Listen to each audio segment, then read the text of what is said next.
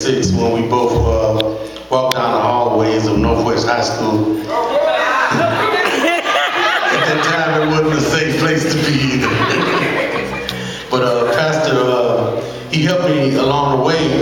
We both had a music class together, and I couldn't get the notes together. You know, the pastor was, everybody knew he was the man to go to when it came to the trumpet, so he helped me out, and eventually I got together, and we even were in a few marching bands together, the pastor now. And you know, do y'all remember the Mayday parades? Y'all do? Okay. Well, we used to be marching down Kings Highway together, and the pastor, he was the man. He was the man. I must admit that through the years, the pastor and I keep running into each other. You know, I went to school in Mississippi, all the way to Mississippi, and who do I see marching past me? The pastor. Then I didn't know he was, you know, I didn't know I was going to be, you know, intertwined with this guy. You know, but it was music that brought us together, so I think it's only fitting that my brother Eric is already,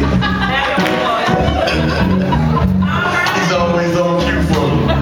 Last week I needed a musician. My grandmother was having an anniversary, and my group was not available, but I called my other brothers from my other mother. Eric and Derek, they come through in the clinch every time. So you see, I love this Woody of mine. Talk about the family. Well, Eric and I went down to the VA hospital last year, and there was a competition, and the brother played for me, and actually we won first place in the St. Louis, Missouri area. I have to talk about the pastor and first lady separately because I get something totally different from the first lady than I do from the pastor. So if you don't mind, we'll talk about the first lady in a few seconds. But we just want to bring a little something to you, okay? Yeah.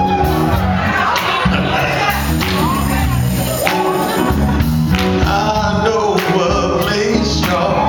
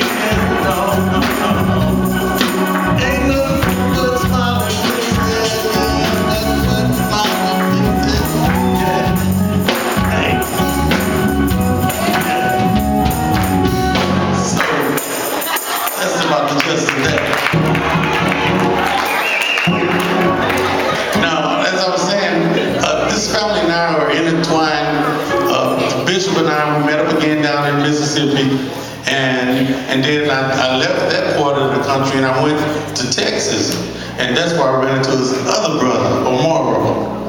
We were in the same unit.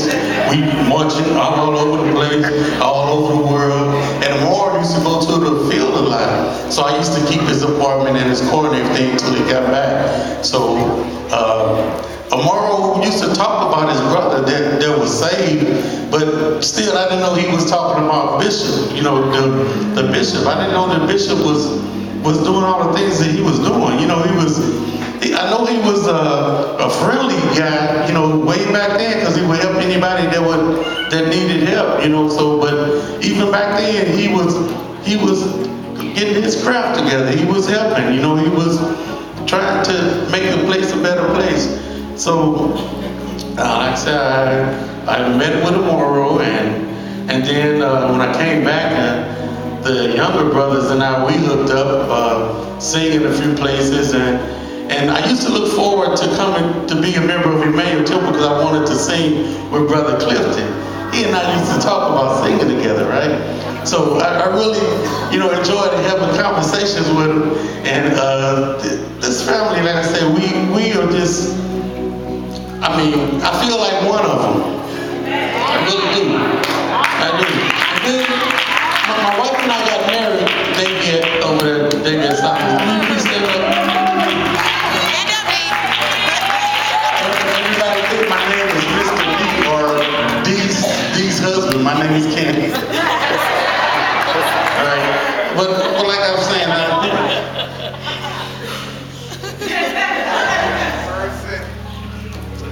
I mean, this family is just a godsend to all of us. But I really like what the bishop says. He said he's concerned about our souls. Has anybody ever told you that? I'm concerned about your soul. To chase you down about your soul. So I love that. I love that. I love that about these bishops. My family loves you. We're crazy about you.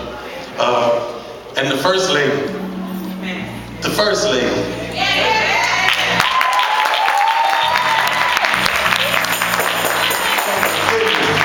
When I used to go see the first lady across the street sing, I used to always tell everybody, ooh, just give me a little bit of what she got. Just a little. I want to kick my shoes off and be all over. Just stop the music, just talk for 15 minutes. Just praise the guy, you know. The first lady, oh my goodness. Another thing I like, you know, the bishop came over to my church, and when my wife and I were getting married, he came over. We didn't belong to this church at that time, and he came and he performed a feat in our wedding. 11 years later, we're still together, and everybody else we know don't fell by the wayside. So I think it was something that he said. Amen. Amen. So we've been together 20 years now. You'll be the husband of our king like them one day. But I was saying that the first lady is like none other. I tell people all the time, I say, well, y'all first lady, she helped bake cookies. She do this and she do that. But my first lady, she'll turn it out. She wants to turn the church out. Oh my goodness. I mean, I've been trying to contain myself over there, trying to be cool. But she almost like, so together, you know, they're the perfect team. I just want to give them a hand. My pastor, my first lady. I love you. Thank you again, Sister Debbie, for giving me this opportunity.